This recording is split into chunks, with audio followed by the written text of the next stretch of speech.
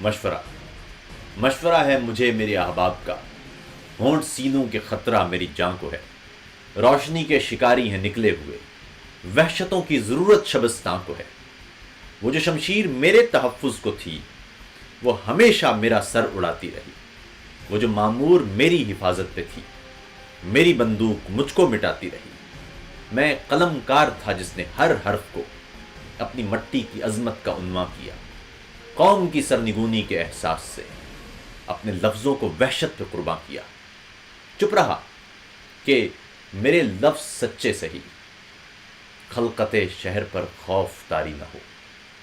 سوچتا تھا کوئی سوچ کا زاویہ حاکموں کی سماعت پہ بھاری نہ ہو، پر میری چپ میں گھر میرا جلتا رہا، میری گلیاں کہ خبریں اگلتی رہیں، میرے اپنے کئی گمشدہ ہو گئے، مسخ لاشیں تواتر سے ملتی رہیں۔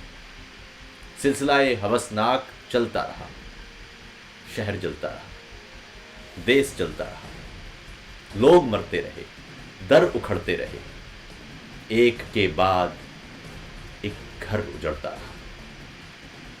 آج سندھو سے فاٹا تلک خون ہے، میرے کشمیر بولان سنسانیاں، میرے شہروں میں ہیں عسکری ٹولیاں، میرے کھیتوں میں اگتی ہوئی گولیاں۔